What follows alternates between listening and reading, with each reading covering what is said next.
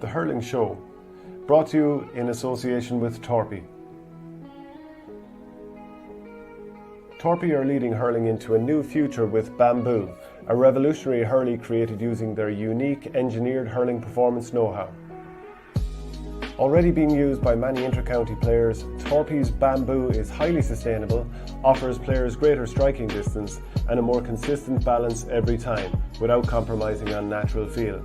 Check them out on the Torpy website and in the link below, and enter the promo code OurGame to get yourself 10% off. Michael Verney, we're big, we're bad, we're back again. How's tricks with you? All good, Shane. Yeah, all good. Plenty going on still in the inter-county game, and even more going on in the club game. Loads to discuss. It's amazing. A couple of days go by and so many different things happen. Well, this is the thing. Like we're like, if it's not something happening with Liam Sheedy, it's something happening with Liam Cahill, it's something happening with Colin Bonner, and not just the Tipperary stuff, like the Galway management situation. And now the latest one to turn is the Kilkenny situation, where Brian Cody, he's been brought back for a 24th season. James McGarry is going to be there with him, Martin Comerford and Conor Phelan. But it doesn't feel like all the locals are entirely satisfied. Like Christy Heffernan, who won 4 All-Irelands, was a former teammate of his, lives in Waterford now. And he was even talking about what Liam Cahill has done in Waterford, and he's looking at what's going on in Kilkenny. And he says, going by the vibes around the place, most people feel, this was to John Fogarty, most people feel he can't give any more than what he has. He doesn't know the county anything, and it's time for new ideas and fresh faces. They're the vibes I'm getting from passionate hurling people on the ground. What do you make about that? Yeah, listen, I've heard similar vibes from a lot of Kilkenny folk that I'd be talking to. It's funny there when you say about all the change, and the one thing that is nearly guaranteed to stay the same is Brian Cody there. It's 24 seasons now. That's a record by my reckoning. I think one ahead of Sean Boylan, isn't it? Yeah, I think it's one ahead of Sean Boylan.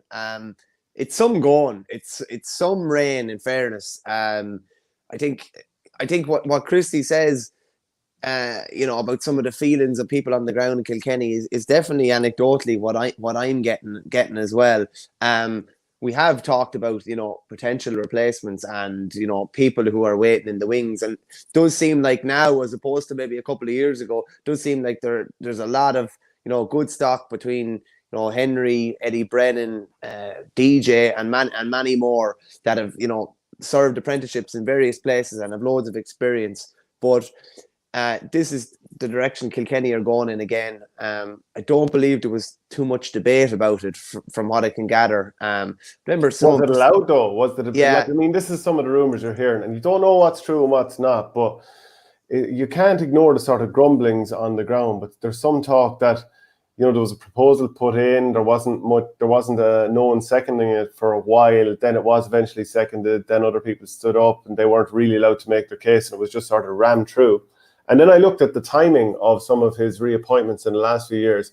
I mean, look, Brian Cody has earned the right to leave whenever he wants. Whatever he's delivered, nobody can compare, and he obviously deserves the benefit of the doubt. But like this last season, and this COVID may play a huge part in that, but a lot of this is done over Zoom calls anyway. But he was only confirmed in January of 2021 for the 21 season. And I thought, is that really out of step then with previous years that he's been pushed through on, let's say, September 13th or 14th, one of the dates this week?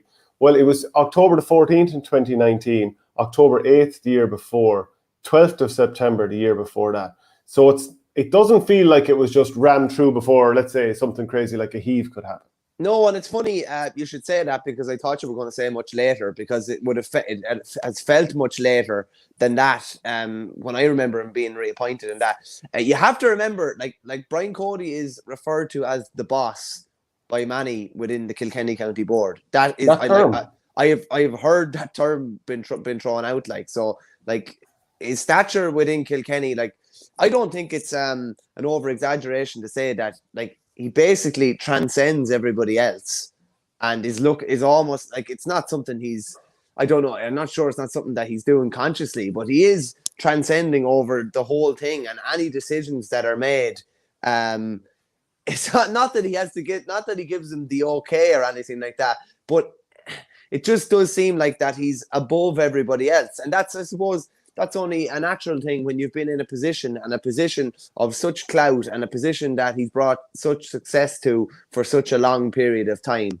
But yeah, it was interesting then to see some of Owen Murphy's quotes. Just read out. I wasn't at this. It was the launch of the M. Donnelly All Ireland Puck Fada yesterday, and Owen Murphy just had a couple of lines on Cody's reappointment. He said, "I know no different than Brian, and he's been a great servant to Kilkenny hurling, and I think we certainly wouldn't begrudge him another couple of years. I don't see any issue with Brian. I'm quite happy with it. Obviously, I'm being picked. It would be a different story if I'm on the bench next year. Look, we are there to play games. At the end of the day, we're being coached. We're being well looked after. We can have no complaints with the county board or anything like that. So I think when you're afforded that level of enjoyment, you just literally go out and play the games. You don't mind who is over it, to be honest with you." So, as I said, I don't know the context or even, how the words came out of his mouth or what the tone was. But that's just some words from him on Cody's reappointment. Yeah, they're interesting if you want to read into them. I mean, I've interviewed Owen a number of times, and like, he's always a gent to deal with, and it's very much what you see is what you get. And there's generally a smile on his face and chatting and all that kind of stuff. So you don't fully know the tone of that. But if you wanted to read into it, there's definitely something you could work with there. But we won't go down that route. Couple of comments already flying in from Flash. With all due respect to Brian Cody, how much longer can he actually stay at Kilkenny? I've seen Kilkenny fans saying the longer he stays and there's no success, the memories of the great days fade. There is that it's not to say there's no success, though. That's the one thing I will say. Like, he has won. We can say what you like about the Leinster Championship, and you can say that it potentially could be the 6th, 7th, 8th, 9th, and 10th and 11th teams fighting it out for. But they've still won the last two Leinsters. It was like, it's not as if there's no success. There's no All Ireland success, and that's how they measure themselves. But there has been success, and regardless of what side of the league draw they were in, they topped their league group again. Do you know what? Like, it's not like they're playing stink and they're like been beaten by teams like every week and putting up terrible performances. Do you know what I mean? So I think it's important to kind of say that as well. While it does seem there is a mood for change within the county, it's not as if like they're that they're not doing anything. Yeah, no, that's true. That is true. But definitely, you and I have acknowledged that the Leinster Championship isn't as strong as the Munster Championship, or particularly close. So I don't know if for the average Kilkenny fan that washes. Because let's go through, since they won the All Ireland in 2015, and a lot of people felt that was his greatest ever achievement to win the All Ireland with that team, which reflects maybe the quality of players he has now. It was Fergie's last Premier League. Yeah, I know. I suppose it was. Then 16, obviously lost that All Ireland final comprehensively. 17, lost the quarter final after extra time to Waterford. 18. What was 18 again? 17. They were beaten by Wexford in that Leinster semi-final, and I actually can't remember. Waterford beat them in that qualifier after extra time in Thurles, and then Limerick beat them in the quarter final in 18. Yeah. Oh, okay. Sorry. Yeah, I just got the stage of the competition wrong. Yeah, it was the extra time. The under when Jamie Barron used the underside of his hurley. Yeah, he had it turned upside down. Then 19, obviously beaten fairly comprehensively in the All Ireland final last year. Then there was can you call it a collapse against Waterford when they were 10 or 12 points up? Yeah, so my question then is, could someone else get more out of these players, or is there a realisation that Kilkenny are waiting for another crop to fully mature, that they're in a period at the moment where you analyse it and nobody would get much more out of them? Are you thinking that way? No, that's what I would think, to be honest with you. I think he's got limited enough resources at the moment. Like we talked about it earlier on the year, and apart from maybe Owen Cody coming into the situation and Adrian Mullen maybe been on the fringes of the conversation, like what players, if me and you are picking a best 15 in the country, which we will pick, what players are going to come into contention?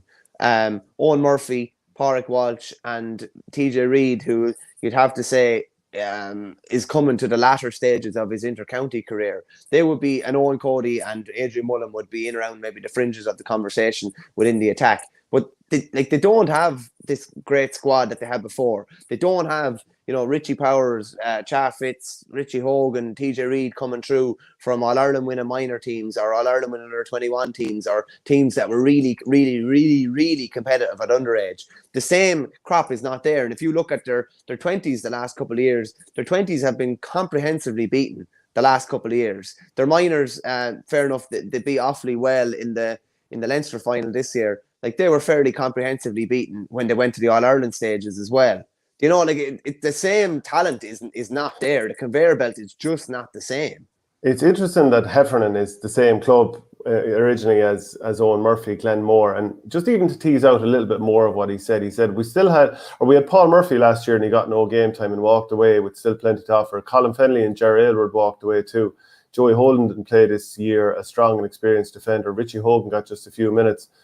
Is he right to make that point, or with the exception of Aylward, all the other players are? I'm just going to double check Joey Holden's age, but the rest of them are over 30.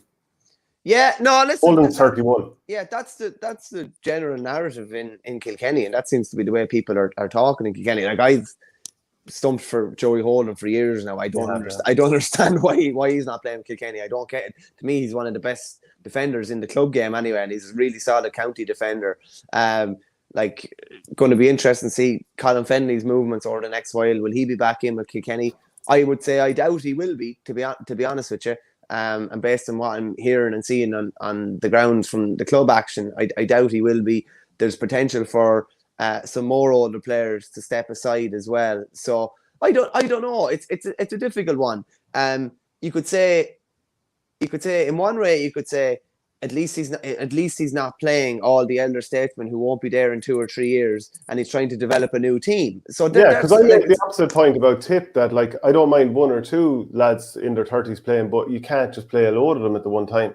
Yeah, now you don't have that with Kilkenny anymore. If you look at the All-Ireland semi-final, outside of Owen Murphy's obviously over 30, but he's a keeper and he's still one of the best in the business. TJ's 33 or 34 I'd say he was probably their only outfield player over 30, I would say. Killian Buckley came in, Conor Fogarty would be 30 or 31, and he started and had probably one of his best games for Kilkenny in a long, long time. But outside of that, it was, young Tommy Walsh, Conor Brown would be another one who would have played if he wasn't injured. Richie Leahy. There's an awful lot of younger players, Owen Cody, Adrian Mullen, John Donnelly. It's a difficult one. I do think he has transitioned and he's trying to build a new team. He's not going, like we saw it with Tommy Walsh, we saw it with Henry Shefflin, we saw it with Jackie, that when he thinks some of the older players are no longer up to it, your time has come. It looks like he's made that decision with some older players already now and was using them as impact players. Funnily enough, there was people saying earlier this year that Brendan Cummins had actually said that Liam Sheedy should be following the Cody mantra of, springing your experienced players, the vast majority, with 20 minutes to go rather than starting them and blooding your new players, your younger new players. So, like, I just don't think the talent is there that was there in the years gone by. But I definitely think he has tried to build a new team. Yeah, I think he's missing maybe 1 or 2 in the back line. I think the midfield isn't quite there, and maybe 1 or 2 in the forward line.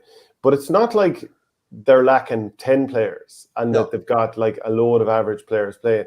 I just think there's just 3 or 4 positions that are letting them down a little bit. Obviously, we're not going to name players here. That would be unbelievably harsh.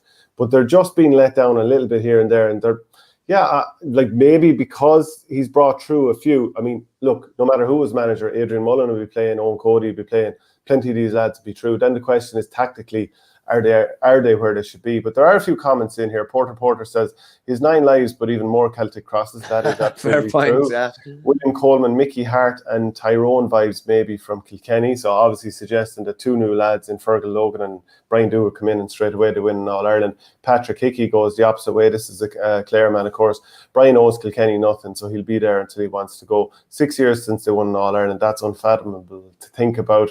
And of course, with the teams that they have had, I don't think it's that unfathomable to think about though either. Do you know what I mean? Like, if we've been ranking over the last couple of years where Kilkenny are in the pecking order, like I said it this year, I think I said it last year. Like, I just don't see them winning All Ireland. Like, it would take a couple of huge results. One result against the Grain is something, but it would take a couple of huge results and lads to perform to a level that they haven't performed to before. But no, can I just say as well, I'm obviously like, and I wouldn't say I'm batting for Brian here, but I'm just trying to state some of the facts that have gone on. Like, I think he should have stepped aside at the end of this season, 100%. Because I just think it does need to go in a different direction, and it's not as if there aren't options there. But the people are just saying, like, people are, saying Cody out and this kind of crack. I don't understand it really. I don't understand the exact basis for it, based on what they have and the personnel that's available to them. Yeah, and just even as I scan over the history of All-Ireland wins, the first All-Ireland season was 1887. First time Kilkenny won it. They'd lost 4 finals up until 1904. So between 1904 and going all the way up until modern day history, from what I can see, just scanning it top of the head here, I might be wrong, but 1922 to 32, they went a decade without winning it. 13 to 22, 9 years, they went without winning it. 47 to 57, they went a decade. So a few times they've gone 10 years without winning. 83 to 92, of course, is a decent length of time. Do you think if Brian Cody remains in situ for another few years that they're going to hit that same level? If he's there for another 4 years, do you see them winning an All-Ireland? He's done, it's been 6 years now at this stage.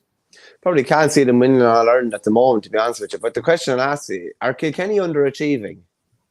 You see, this is the thing.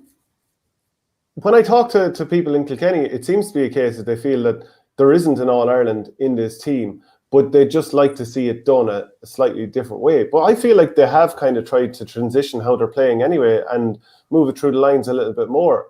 I think you've summed it up pretty well. I think that's the general feeling, is that people want to see it done a different way. I think that's the general feeling on the ground from ex-players that you talk to, from club people in Kilkenny, that people want to see it done a different way, maybe want to see that grip kind of been taken away. But that's it. It's not that they think that they can win an All-Ireland next year. It's that they want to see it done a different way. Now, I think I don't exactly know what's going on the training field in Kilkenny, but they definitely have tried to upskill, I would say, and play a more modern brand of hurling. It does look a bit alien to them at times because it's not something that they're used to. But I definitely do think it's something that they've been trying to do. Yeah, and like obviously you've mentioned some of the guys who could be next in line to be manager whenever that comes. And it's interesting that we're talking this way, even though he's been ratified for next season, but we're talking about successors or whatever. But obviously, Henry Shefflin's the first name that comes to mind. Eddie Brennan's mentioned obviously a lot, and with good reason. And then you have like David Herity. He's been doing a very good apprenticeship by first-hand experience. He's really good. Michael Fennelly, as you can see in your own county, he's going really well, and bumping into Michael Dignan recently. He's, effusive in his praise of Fennelly. And then I look at the club championship, and this is just something that occurred to me recently when I was looking at, Colin Bonner. He'd left the setup with Dixborough, and I was thinking, right, you had Pádraig Fanning.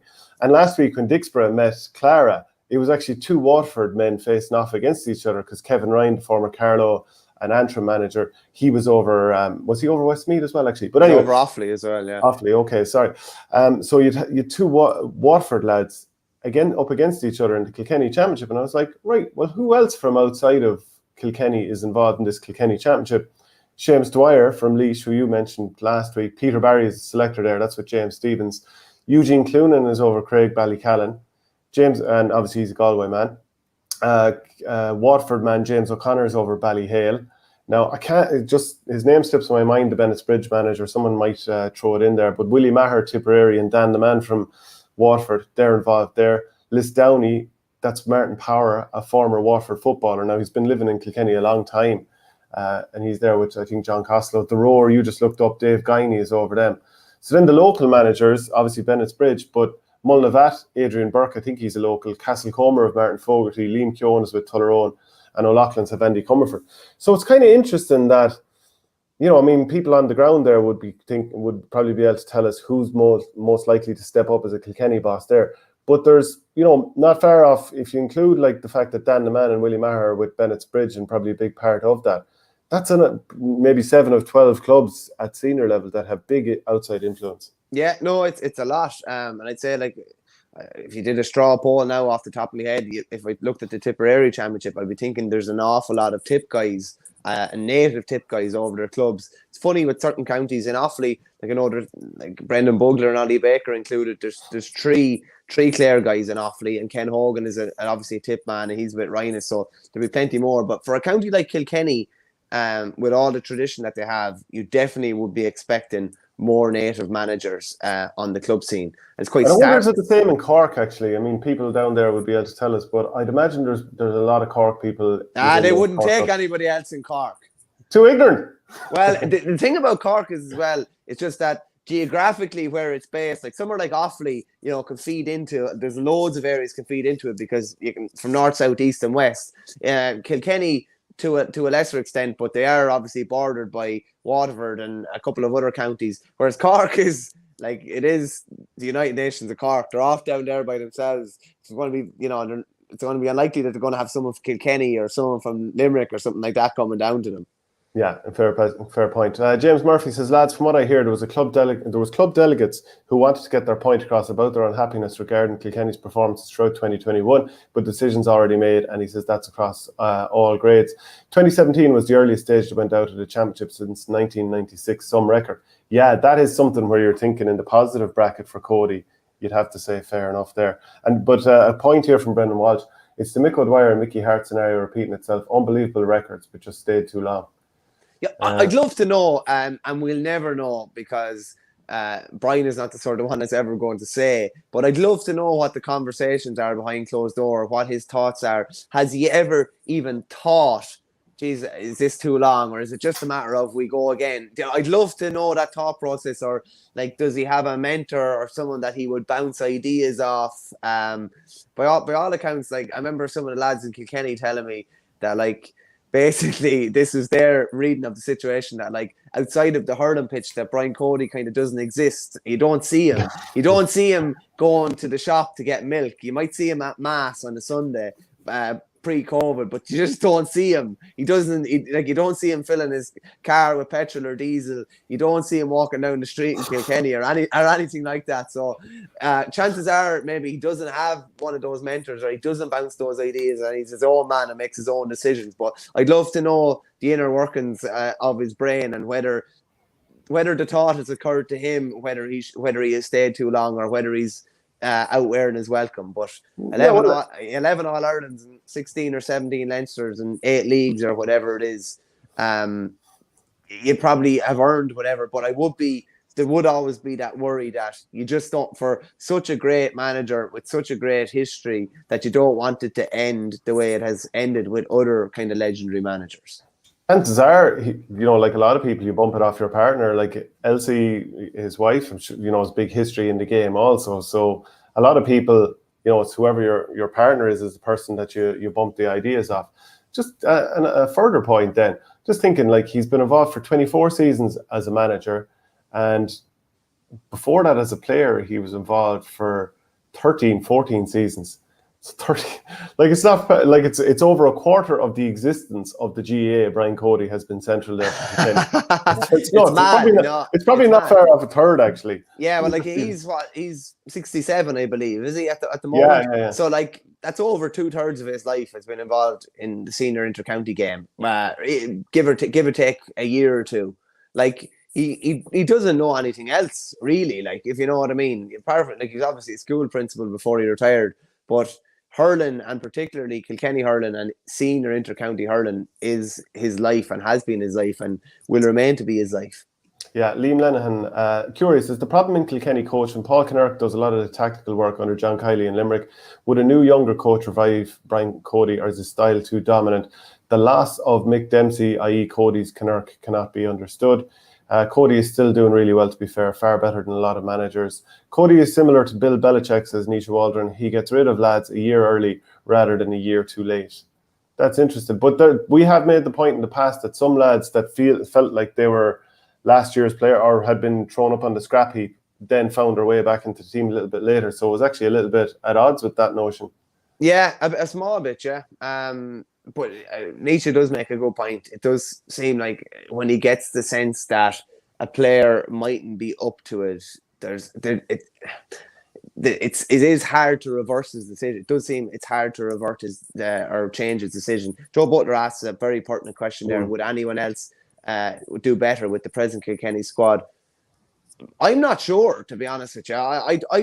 I don't think so, to be honest. Unless you're going to get a massive bounce from somebody coming in. Maybe you would. And Mickey Hart got that when he came in Tyrone. I think he took over from Art McCrory in 2003. Brian Dewar and Fergal Logan got that this year, taken over from Mickey Hart.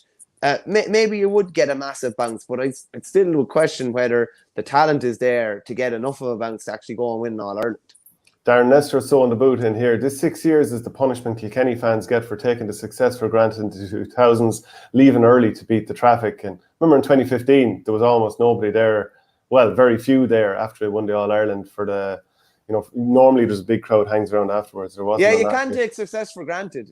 We probably would have done it a bit in Borough, to be honest with you. And now we're absolutely starved, and like the town would be bedlam for a month if we won a county final. Like, you know what I mean? Yeah. That does happen when success. And I've noticed with a few Limerick people, even people that I'd be friendly with, that are almost expecting success with Limerick now, and it's just like, sure, we're going to win another one, and that's grand, but that will stop eventually, and you could be waiting a long time to win another one then again. So you should definitely not take any success for granted.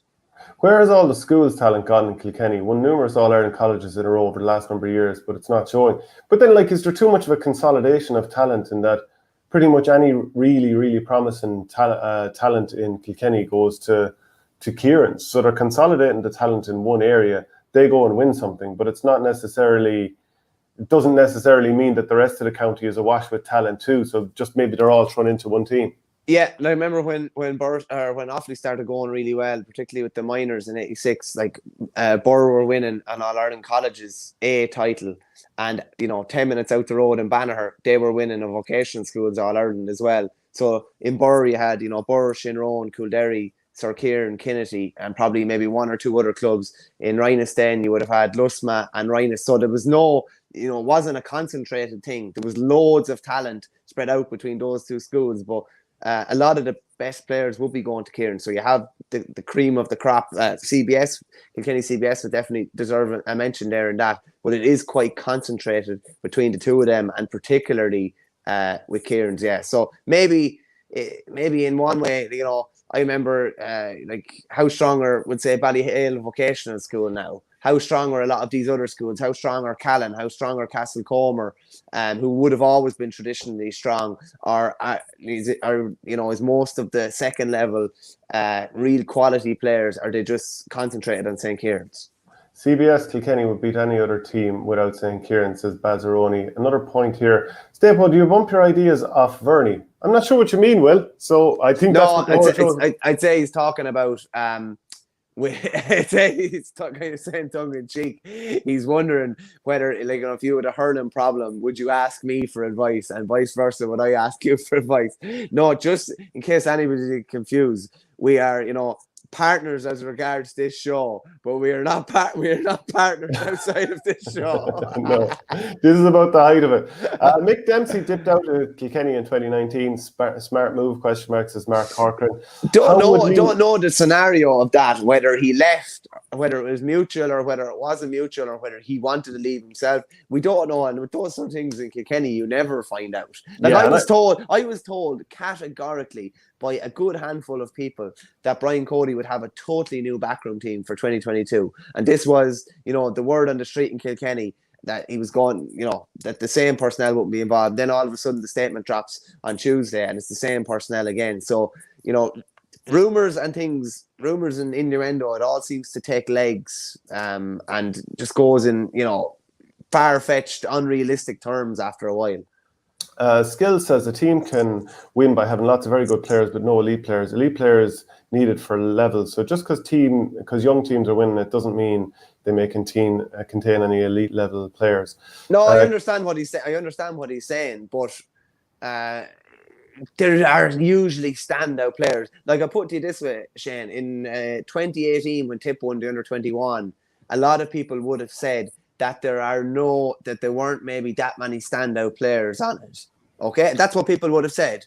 And if you look at the players that have come through to play senior championship for Tipperary, that would be, that would suggest that was true. Whereas with some of those Kilkenny minor teams, you had, Richie Power. You knew he was going to be a senior star as long as he trains on. With Chaff Fitzpatrick, you knew he was going to be a senior star. TJ Reid, Richie Hogan, and several more. It's just not as obvious, and the quality isn't as obvious at the moment. Which one of you boys is the big spoon? I think we don't need to answer that one, do we? It's pretty look, it's hypothetical, but it's pretty obvious if there was an answer to it. Come here. What about the situation with Peter Keane and how that was done? I mean, obviously this is a hurling show, but look, all GA topics are worth bringing onto the table. So Peter Keane completed his 3 seasons with Kerry, didn't win an All-Ireland.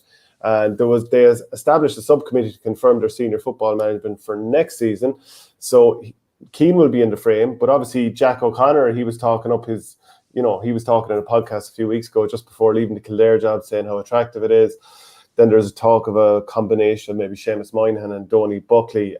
So the chairman... just Shane, on the Donny Buckley one, an email dropped there, or a message dropped from Monaghan to say that their management team would be staying as is for 2022. So that Donny Buckley thing might be off the table if that correspondence is, suggests that everybody is still on board, which it does.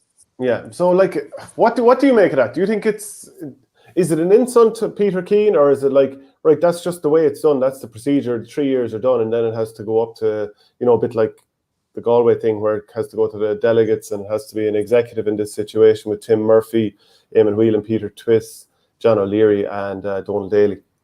Yeah, no, I think it's an insult personally. And when you see it going to that, how many times has that happened where the outgoing manager has remained for the year after? Yeah, no, it does happen, but like his tenure has not been overly impressive, and winning Munster is nothing to Kerry. Let's be honest. Yeah. And they actually lost it in the middle of his tenure. Tipperary won the championship. They were shocked by Cork, a team that they paddled unmercifully in this year's Munster Championship. They couldn't beat Dublin with 14 men for 40 minutes. They lose to Cork the year after, and then this year they get beaten in an All-Ireland semi-final. So, I mean, I don't see how he stays on anyway. But to me, it's a vote of no confidence. Well, it's definitely a vote of no confidence. But they should just say to him, look, Peter, you've done the 3 years, rather than putting you through this, which is somewhat humiliating, like in the public spotlight, that we're going to just say, hey, you have to apply for your job again. We've seen this kind of thing happen before. Just say to him, look, we've talked it through here, and we don't feel that we're going to continue with you, and it's best that you just put out a statement yourself saying, do you know what, I'm stepping aside, I've done my 3 years, thanks very much and best of luck. Yeah, I think that's what will happen over the next while. Like, I'd be surprised. But it's too late now. It's too late now. This is already making him look. Yeah, how it's making him look. Like, I'd be very surprised if he re-interviews for that job. Yeah. Yeah, no, I'm with you on that one. Let's just run through a couple of more comments here. Seamus Moynihan for Kerry. Darren Nestor. That reminds me, no mention of Peter Casey in the top 10 hurlers earlier in the week. Did we do him a disservice? Because we had talked up how important his suspension or no suspension would be for the final. We had, I think we would have said the same for any player in attack in particular, because that's where they're lighter on options.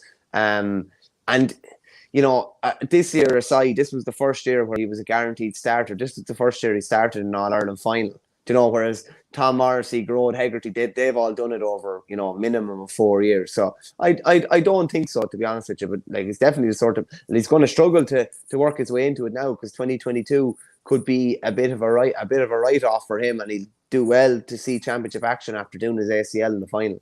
Yeah, a bit like Barry Murphy also doing his cruciate, the Doon man, and that's going to hurt their chances of winning the county title. Like, Doon are one of these things, and we will talk about Limerick as we go on the show here. Doon play a hand this weekend. They'll expect to win it, but they're one of these teams that have come close in the last number of years, and I keep feeling like they're gonna push on. But like Barry Murphy cruciate now, Richie English did the cruciate at the start of 2020, wasn't it? Yeah. Even Darragh Donovan had certain injury issues last year. He missed the county final last year with injury, yeah. So poor old Doon can't catch a break in terms of trying to win that county title. No, and in fairness to them, they're still performing to an unbelievably high level in spite of, having massive injuries. So I still think they'll get to a county semi-final and potentially a county final in Limerick, but I don't see them winning it probably without Barry Murphy. I think he's their captain, actually. He was definitely their captain last year. He could be their captain again this year. And they've shown themselves to be very, very capable without big players, but when push comes to shove in, a big county final, you'd be hard pressed to see them being able to break the breakthrough this year without him. Yeah, it's been tough on them because they've never actually won one. We have seen like a certain amount of teams end long famines in the last couple of years, so maybe they can be one of them. Peter Casey in for Whelan, says Mark Corcoran. Obviously, I had to fight hard to get Conor Whelan in there, and up the levels. Will says Peter Keane is tactically naive. If Kerry keep him, they're risking turning a golden generation into a losing generation. I'm not disagreeing with that, but in the grand scheme of things, Tip and Kilkenny are light population-wise, but hurl above their weight. Do you agree with that? I mean, Tipperary has a decent population, bigger population than Kilkenny for sure. But do you think these teams are punched above their weight when you look at the amount of adult players that Cork have, for example? I don't know. In Kilkenny, like, it's all concentrated on hurling, isn't it? Like, they're not essentially not playing anything else. At least in Tip, particularly towards the south, there's big pockets that play, a lot of football. So I don't know if I agree with that. Like, Kilkenny is the only gig in town. Hurling is the only gig in town in Kilkenny, really. Yeah, fair point there. We're going to run through our manager ratings for the 2021 season. We'll blitz through these as quick as we can. Have you got your red marker? I don't have any marker. You need a red marker, and you need like the grade to come up on screen Look, I'm not prepared. In the middle of the manager's face. Yeah, they'd enjoy that. Right, let's run through them. Obviously, Antrim have been relegated, but how do we think Darren Gleeson did? Now, they came up in a blaze of glory by doing quite well in the league, getting those positive results against a couple of teams. Obviously, it beat Clare, drew at Wexford. Then they came into the championship, got absolutely hockeyed by Dublin, and then underperformed, I would say, for a lot of the match against Laois, which, credit to Laois and Seamus Cheddar Plunkett there. It's actually kind of hard to know here on this one. It's a tricky one because what was the ultimate goal the two ultimate goals for the year were not get relegated. Yeah, retain Division 1 status, which they did, and not go back down to Joe McDonagh. And they went back down to Joe McDonagh. So I think you have to take it on a balance for the whole year. Some of the league stuff, some of the league performances were great. Beat Clare, drew at Wexford. I would say they totally flopped in championship though. You'd have to say they were disappointing. And while they fought manfully against Laois were the ones that really brought it that day on the biggest game of the year. So I'd be looking at probably something like a straight C. Yeah, I think so too. I don't think you put him much lower than that because Antrim, obviously, they're making that comeback in. They got 5 points out of 10 in their league outing, so that's pretty good. And yeah, very disappointing performance. To concede 331 to Dublin, they put up 22 points themselves, but 331 is a mother and father of a beating, really, in that sense. And then also conceded 227 against Laois. So at the back, they're very, very porous. But I think a C. Are we going to go like A plus, A minus, C plus, C minus? Yeah, straight. Like it's either a straight A or it's an A plus or an A minus. So I think C is fair. Like if they'd stayed up, it'd probably be getting a B plus. Like. Yeah. Okay. So we're going with a flat C then. Flat C. Yeah. Flat C. A C. Is that what's that? Is that a C? C2? C2, I think they used to call it back in the day. Yeah. You should know. You did your leaving cert 3 times. C2, 65 points in the leaving cert. I got many of them back in the day.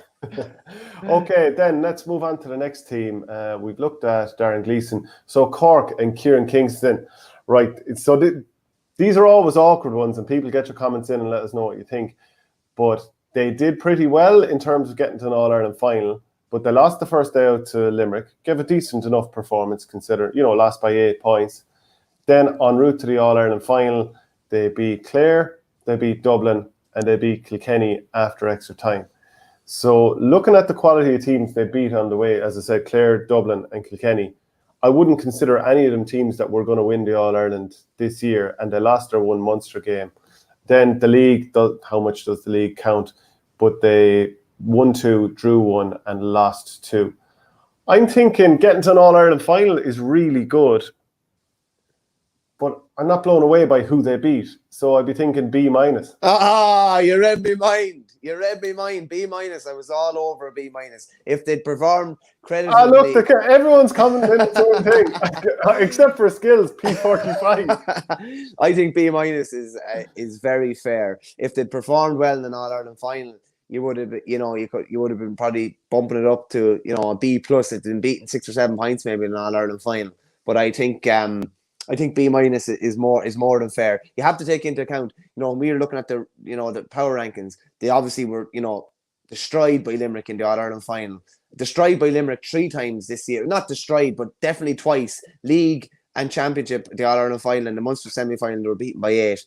They didn't play Waterford. They didn't beat a Waterford team that we ranked very highly. They didn't beat a Tip team that we ranked very highly. They beat teams that were further down the pecking order, I would say. So I think B- is more than fair.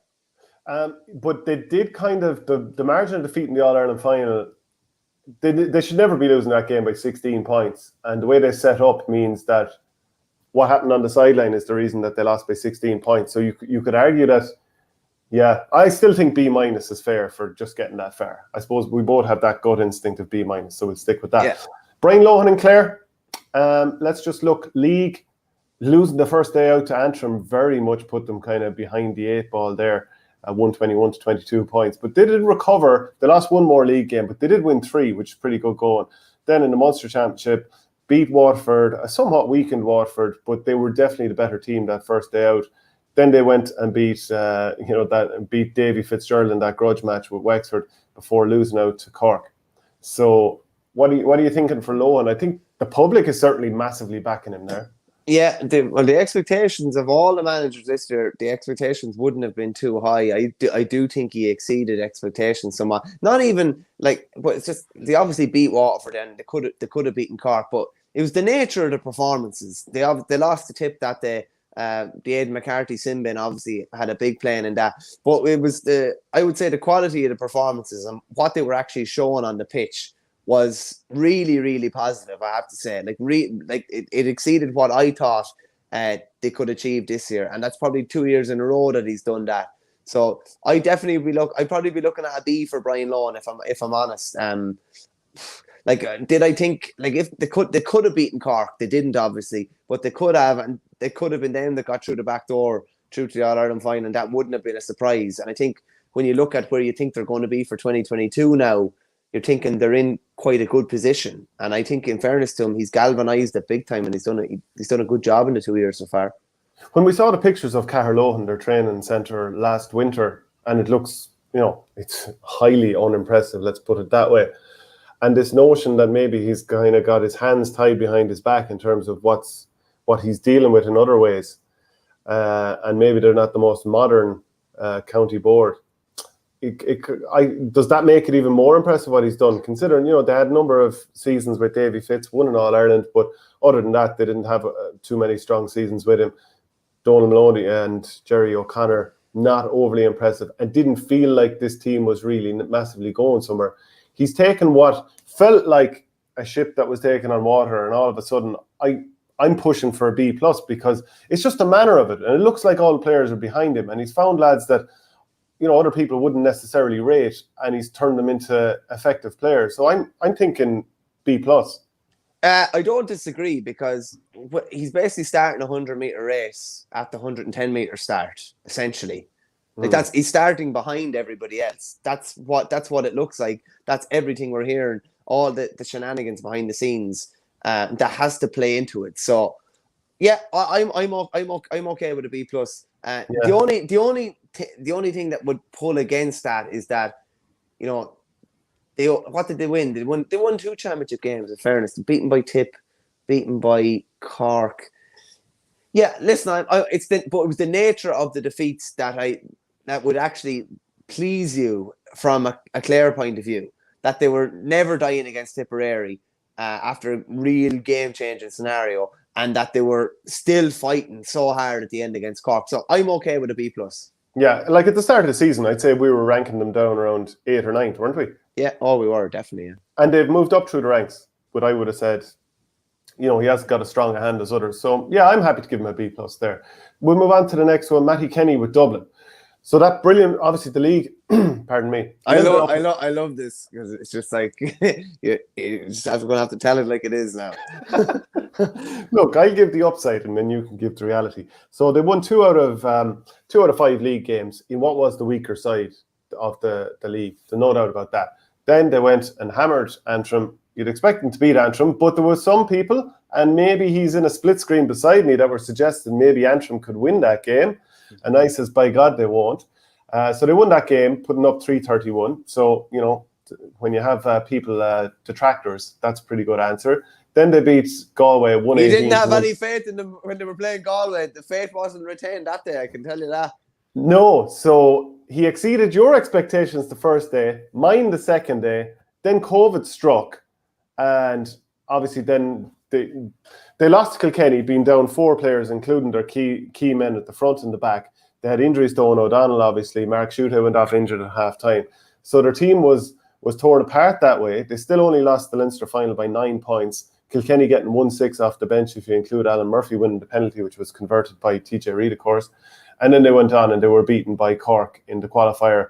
And, you'd have to say they were beating all ends up that day, 226 to 24 points. Didn't give up now, but they were outclassed that day.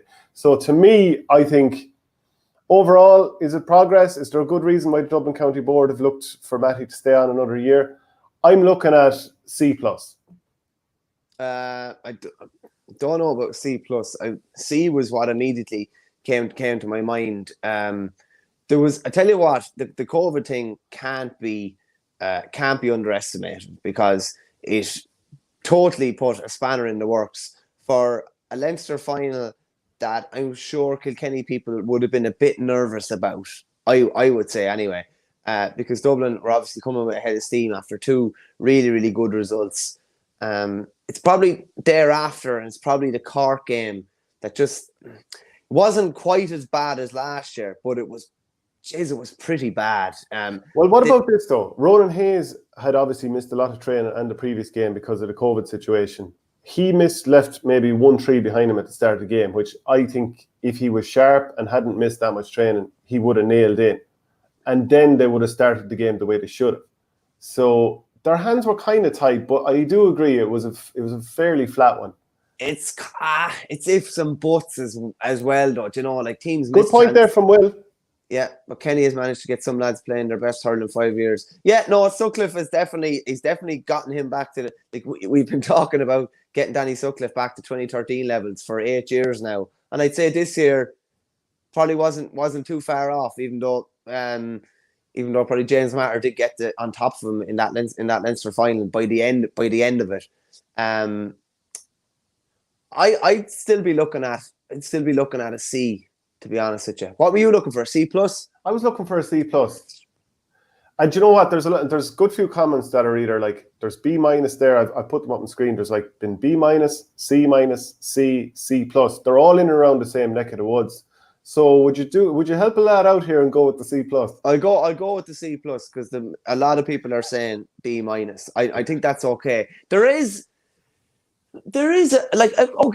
just another in the plus column for Matty. He got Liam Rush back fit and back hurling pretty well, in fairness. And you'd imagine if he can stay fit and he'd have a club campaign with Nafeen under his belt, that he might be better again even next year. He did get a lot, in fairness, another one in the plus column. When Owen O'Donnell was fit, they were brilliant. When he was missing, and we have ranked him in the top 10 hurlers before, so they were missing one of the best hurlers in the country for a couple of their biggest games of the year. So fair point. And I think when you take that into account, and you take COVID into account, they acquitted themselves, quite well, in fairness. Yeah. So Colm Cronin, I'm wondering, is this Coola Colm Cronin, who's now living in Australia? Let me know if it is. I'd say with the 12-hour and the fact that he's a doctor, I think it's unlikely that it's him, but let us know which Colm Cronin you are. So Shane O'Neill in Galway, and he jumped straight in. Galway have to get an F for me. Got to do it on a curve. Do you? I mean, I do think Shane O'Neill's marking isn't going to be particularly good here, because, I mean, just look at the performances. A couple of times in the league, you were like, okay, maybe there's something coming here. Okay, I like what you're doing here. Okay, but then come championship, they weren't at the races. They were fairly far behind, and I mean, D would even be generous here. Yeah, they topped their league group and looked really good coming into the championship. We had them ranked as number 2, I think. Just on something Nisha says there, I would go back to that. Starting O'Donnell in that Leinster final was madness, because it essentially ruled him out of the qualifiers. So that's probably something going against Matty, and Nisha having a slight dig at a former manager as well. We were doing the intercert. There's some lads saying that they don't even use the point system that we're talking about anymore. Jenny Matt, right? These are just what are they called now? Is it predictive grades or whatever? So you could just if we get on well with someone, you can just give them a real good grade. They don't have to go through the exams or sit anything like that. But on Shane O'Neill, yeah, league was good. Looked like they were going to be big contenders for the All Ireland, and then there's no point in saying any different. They totally flunked out in Championship. Totally flunked out. Like, what do you think? Like, it was so underwhelming what they delivered in Championship compared to what we expected them to deliver. It was awful. We had them rated as number 2 in the country, and like when you have a team rated as number 2, and by the end of the season, their results are kind of as follows. Let me just kind of bring them up here. I've kind of already mentioned the 118 to 114 loss to Dublin the first day out. Then they go and play Waterford and concede 130. Obviously, they were 16 points behind and eventually brought it back somehow close with that fairly epic sort of comeback. It's very hard to make a case for Galway being above, I would say, an E. Like, I think D- might be the best. ML89 says D-, but honestly an F wouldn't be unwarranted. F- for O'Neill, says Mark Corcoran. Galway totally peaked at the wrong time. That might be on O'Neill. Maybe a D- for league form, but that proved to be worthless in the end. And then no grades as well. Oh, no grade. Got one of them back in the day. I actually got an E in accounting back in the day. I was too stubborn not to go back and do pass. So I said I might as well fail honours. Do you know what? When we had them rated as second, and both confidently rated them as second, now maybe we were just way out, really wrong for that. What are the positives? What are the positives for the season? When we had them rated as second. Couldn't get through Leinster. Kind of clutching here. Darren Morrissey, maybe Jack Fitzpatrick, Conor Whelan's performances when everyone else was sinking around him. Jeez, I'm struggling outside of that, to be honest with you. And and the fact that he's gone now amid a bit of a cloud would suggest that all was not right. That all was not right. And anecdotally, I've heard that all was not right, even with some of the coaching staff and things like that. So you're definitely looking down towards the bottom end, aren't you? Is a D generous? I think it is. Yeah, I mean, because this is the amateur world, you probably end up trying to not be harsh. But like as one of the comments said, if this isn't an F, I'm not kind of sure what is. But like, it's tough coming in as an outside manager when things aren't going right. Shane O'Neill did, to me, I always thought this guy is going to be a class manager because of what he did with Napiershik. So I do really, really rate him. He's clearly a very intelligent guy. Things didn't work out for him. But I think we're going to have to go with an F just on the basis of, with all that talent, it just didn't happen. Yeah, just it is. I think it is overly harsh now, because at least there was a rally at the end of the Waterford game. They could have been beaten 20 points by Waterford that day. Whether that's him or whether that's the players, I'm not sure. But so from number 2 to, like, we're rating them, what was it, something like 7th or 8th there at the end of the season. Based on the potential that they have, it was an awful season. There's no point in saying any difference. It was a horrible season.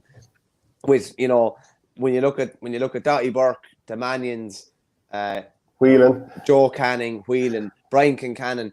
Do you know, I was tipping Brian Kincannon for Hurler of the Year at the start of the year. And rightly so. He's class. I go with an E. Okay, I'll meet you with an E. I think it'd be harsh to put it all on O'Neill. I think an F is too much. And I will say, like, I know we're rating the managers here, but the players do have to take some responsibility for the performances as well. Yeah. Well, there's plenty of people with the knives out in their comments, and O'Neill will bounce back, says Mark. 100%. I totally agree, and I wouldn't be a bit surprised if he's a future Limerick manager. Yeah, no credit for that comeback, boys, says Joe Butler. There is a certain amount of comeback or credit for that, but the red card to Conor Gleeson obviously helped that too. Verney with a Sports Direct mug. That Cork money coming through for next year's propaganda. Cork have bought him off. Far from it. I like, I hate like a glass that can only hold 300 mils or something like that. I have a lovely friend's mug. I know, waste of time. You wouldn't have much time for that. Yeah, but she ended up having to fill it. Like it's grand for drinking coffee or something like that. Which is what I was doing. I got my sister a friend's mug, and it's a monster of a yoke, and it holds about 800 mils of water. If you're drinking any less than a pint of water, waste time. Will, maybe biased or based on historical events, managers in Galway should get cut a bit of slack. They seem to be a difficult county to manage. So to be fair to Micheál Donoghue and Anthony Cunningham getting to a couple of All-Ireland finals before that, yeah, a couple of them they are working against that. But even so, with the talent, you have to rate it on that. Brian Cody with Kilkenny. Yeah, you said it earlier, something about them that people were going against them or something like that. Well, I was saying down in Kilkenny they go against him. They don't go. No, they go against him. Of course, they go against him. Okay. League campaign. I think they lost one game. The last game against Clare. On the handier side of the league. Yeah, no, 100%. Yeah, on the handier side. So they won 4 out of 5 games. They were joint league winners. They beat Wexford after an epic game. Wexford, as it would subsequently transpire, are well down the pecking order nationally and 3rd or 4th in line in Leinster. They beat a COVID-hit Dublin team in the Leinster final, and not that convincingly, in fairness, not that convincingly. Yeah. Well, was it 4 or 6 in the wind-up, and it was tight? In the Leinster final, it was 9. Was it 9? Was it 9 in the wind-up? It was, yeah. It was 125 to 19. Okay, so it was, they pulled away in the wind-up. Semi-final looked, to have some control against Cork. Then the game totally went against them. And whether it was tactics that Brian Cody employed or what the players did, they totally got themselves back into the game when it looked like they were going to get beaten out. I thought they were going to get beaten 10 or 15 points on the hour mark. They were 6 down, weren't they? And they were in all sorts of trouble. And they managed to pull a draw out of that somehow. I don't know how they did. And Jack O'Connor's goal was probably the difference in extra time. I think a B would be a stretch. So if it's the sort of worst Kilkenny team that he's ever had, getting to an All-Ireland semi-final and going all the way to extra time, nice comeback in the game and everything to take it there, won a Leinster title that includes Galway, Dublin and Wexford in the championship. You have to take into account the quality of the team they beat, or that they played. Like Wexford are below them in Leinster, Dublin are below them in Leinster, Cork are on a par with them. They didn't have to play Limerick, they didn't have to play Tip, they didn't have to play Waterford. I would find it hard to give them a B, I have to say. I'd probably be looking at maybe a C+. Yeah, and that seems to be what's coming in here. Cody C+. Yeah, I think so. And if we give many less than Matty Kenny, people will be saying, well, what's going on here? They obviously got a lot further, but part of the COVID issues that very much kind of hamstrung Dublin have to be built into that. So friend of a friend was DJ in Kilkenny City in the 90s. Lad came up to him and asked, do you have any Rage Against the Machine? That's brilliant. Lionel Strongjaw, back-to-back provincial titles should count for something. B- for Cody, says ML89. Still won 2 trophies at the end of the day, even if one of them was shared. You're judging Cody on past seasons again. On this year alone, getting to an All-Ireland semi-final, losing an extra time, and league champions deserves better than a C. I'm happy to go with C+. C+ is a decent grade. Like I was happy getting that 70 points anytime I got a C+. And the reason that I wouldn't go any higher is I don't necessarily see that like Owen Cody has kicked on to the next level. I'm not sure if enough players, like James Maher's come in, he's probably put his hand up for a wing-back slot now. I'm not sure if too many players have kind of kicked on to the next level, or if, because we're still saying midfield and a couple of forward and back players. I'm not really sure if they're there yet. So yeah, in fairness to Cody, I don't know what happened for James Maher to be dropped, but he was recalled and he was one of their best players this year. Yeah. Okay, moving on then. Cheddar Plunkett and Laois. Everyone was projecting that Laois were going to be at nothing this year. They lost all 5 of their league games. What does that count for? God knows at this stage. But in the championship then, they were beaten fairly heavily the first day out, 531 to 123.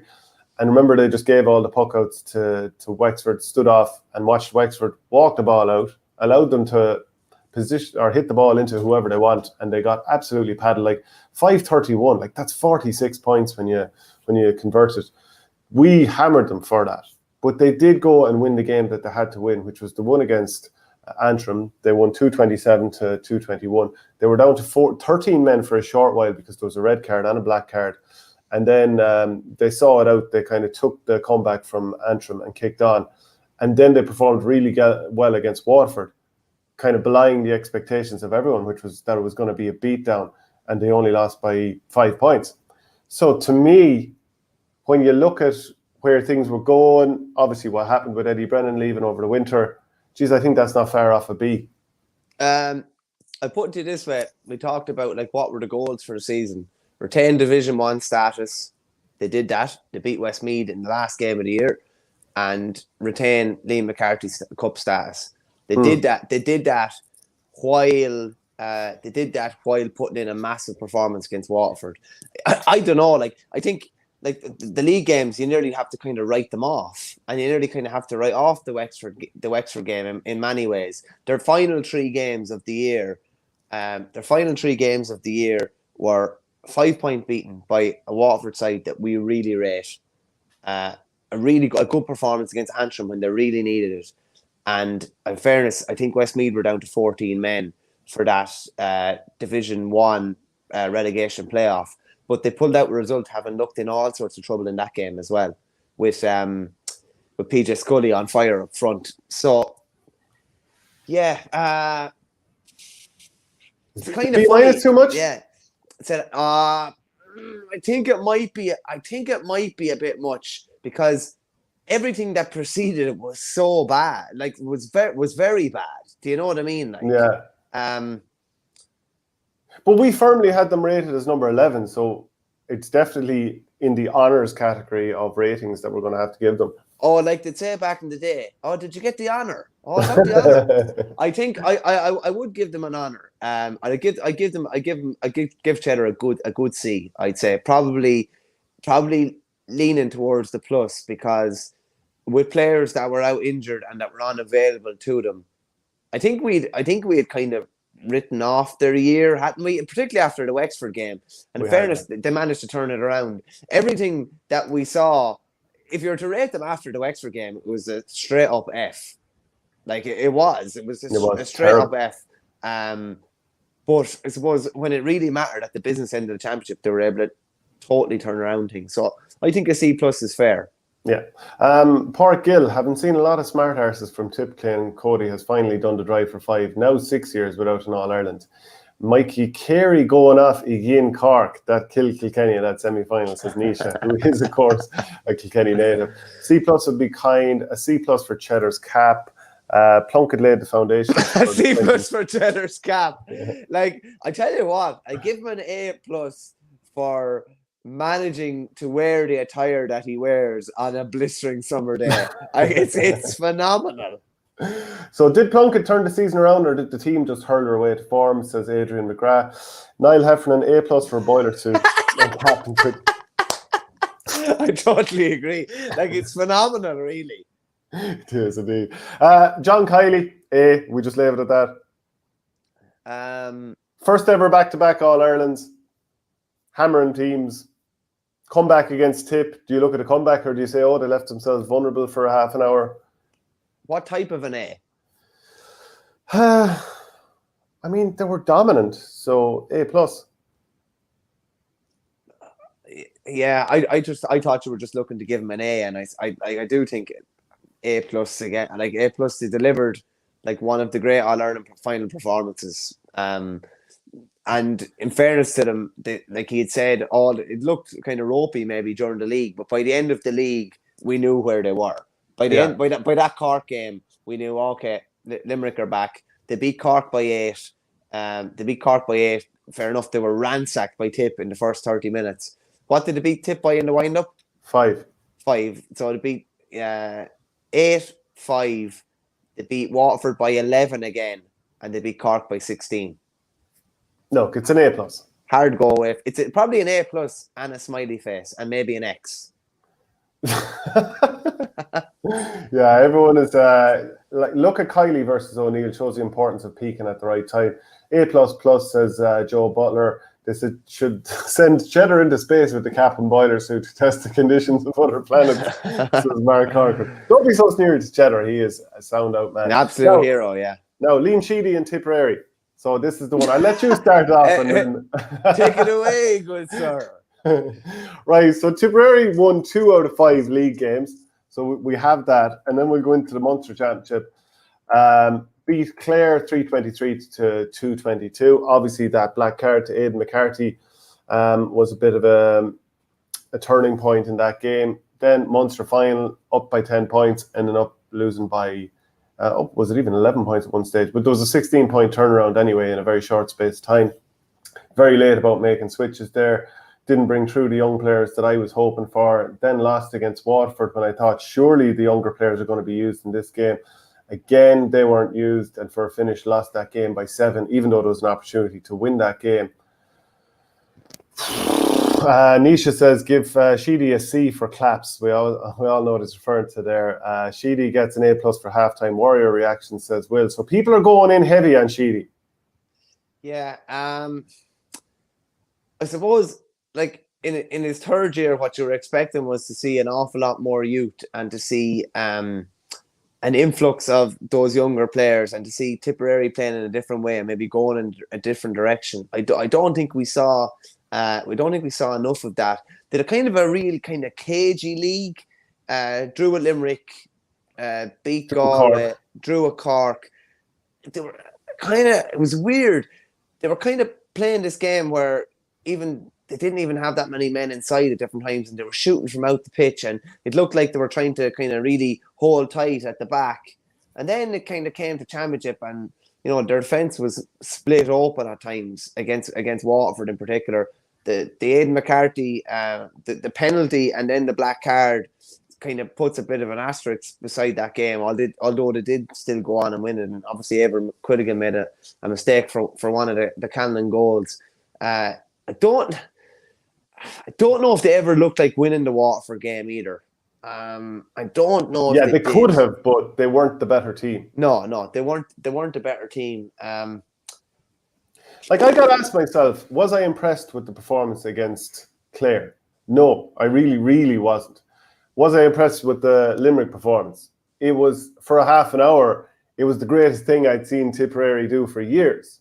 And in the second half was the worst I've seen Tipperary play since 2012 semi-final against Kilkenny. Like, it was that bad. And I know Tip only lost the game by 5, and that's the closest anyone's gotten to Limerick lately. But, I mean, that is the thing you think about when you think about that game. Like, people talk about, Tip had a great first half. But after 30 minutes, it was obvious Tip are fading fast. And when you have that many people on the line analysing, like, I'm sure there's a case of, you look at the backs, you look at the midfielders, you look at the forwards, and we'll all try and analyse and we'll all have a chat. And then the changes just weren't made. So I think if the change, obviously I'd have started more the youth anyway, but if the changes were made a little bit sooner, maybe the flow could have been stemmed. They got a lot right. Yeah, how much of, like, the manager will get all the kudos, for the first half performance, which was unbelievable, and there was hellfire and brimstone going in at half time. How much, how should we say, not criticism, but how much of the brunt of the blame should be put on the manager then for not making the switches 5 minutes into the second half, 10 minutes into the second half, 15 minutes into the second half? How much who of that did who he else take? can you put it on? I'm not sure who else you can put it on. Like, the players obviously aren't going to make substitutions. So given the quality that Tip have and the fact that Cork used 10 of the team this year that played in the 2018 All-Ireland Under-21 final that lost to Tip, and Tip only had Jake Morris starting and Mark Keogh came on. To me, Tip needed to be losing with those Under-21 players if they're going to lose this year. And the thing I've been saying all along, that eventually energy is going to cost this Tipperary team, that you can't have that many players that are of an older age. So from my point of view, it was like everything that I've been concerned about is the reason that Tip lost. It was well flagged. The players are there as far as I'm concerned. So I think it's probably a D. Just a quick one for you. How do you think the situation has been left for the next manager as a result of, we'll say, what Sheedy did this year? I just think there's Colin Bonner's playing catch up in terms of like giving those players opportunities now. Like a lot of those players, probably you would have expected that they would have had played a lot of league games by now. But you do have to say, to be fair to Liam Sheedy, that because of COVID, he didn't have as much training collectively with the team probably as you normally would have, didn't have as many challenge matches, probably didn't have as many in-house games, didn't have probably the same preparation that he would have wanted to have. So maybe he would have done it differently. But then I look at, in his 2 years, what has Liam Cahill done? And, you know, he's taken a team that had a couple of very poor seasons results-wise and turned them around instantly. So look at what Brian Lohan has done in his 2 years in terms of like, here's where the team is and here's where it just seemed like it was moving up the way. So from my point of view, I just think there's a bit of catch-up for Bonner to do right now. What do you think? Is D overly harsh for the one team that put it up to Limerick this year and the one team that looked like beating Limerick?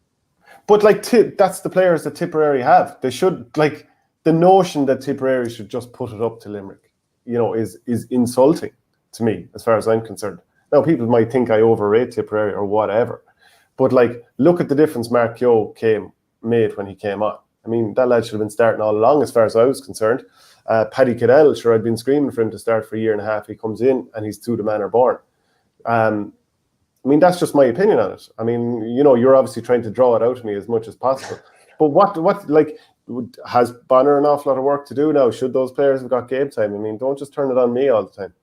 No. Well, I do think they should have got game time. And if you look at the quality, Tip have in comparison to Kilkenny, Tip had a really bad year. When you look at the quality that they have, the Kilkenny don't have that quality. That's my reading of the situation anyway. And, you know, for Cody to be, you know, doing fine with a team that's transitioning with a lack of quality that's over-reliant on one forward, I would say. And then for Liam Sheedy to be doing what Tipperary did when you have loads of really good players that can absolutely light it up, be it Rona Matter, be it Noel McGrath, be it Jamie Canlan, be it Jason Ford, and several more. So I'd say I would have been leaning towards C-. I have to say. You're saying D, so maybe like is D plus fair? Yeah, okay, we'll go with that. We can't stick on Tipperary forever here. People will slate us, you know that. Let's see, Mark Keogh didn't do anything in 2020 against Tipperary, but like I know, but that's 16 months. That's, you know, or it's not, you know, it's 8 months on. Like, you have to expose players at that level. They have to be found out so that when they come back the next time, they're up to the task. That's just the way it is. Like, the very few settle in and are just brilliant the first day out. So Liam Cahill then with Waterford, poor the first day out against Clare, no doubt about that. Not great against Laois, but they got over that game. That was the main point. And then they worked their way to an All-Ireland semi-final. 16 points ahead against Galway. So it was a brilliant performance, and obviously the 14 men caught up with them. What are you thinking then with Galway or with Waterford? I'm thinking B territory, but not sure kind of what direction I'd be leaning towards. This year, obviously, they were beaten by Clare in the championship. They had big championship wins over Galway. Obviously, a Galway side not going particularly well. Laois. Who else did they beat? They beat someone else of note in this year's championship, didn't they? Tipperary. Sorry. So like they beat some pretty big guns, and you have to say Tipperary are a big gun.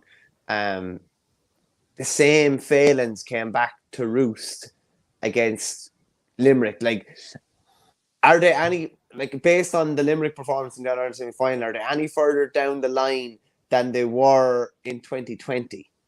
I don't think so, but you do have to take into account no Tyke de Burka, no Irla Daly, Pádraig Mannion. It'd be interesting to see if he works his way back into the team now that he's on the comeback trail with Ballygunner. Is there someone else missing as well? Stephen O'Keefe wasn't there. Yeah. So, yeah.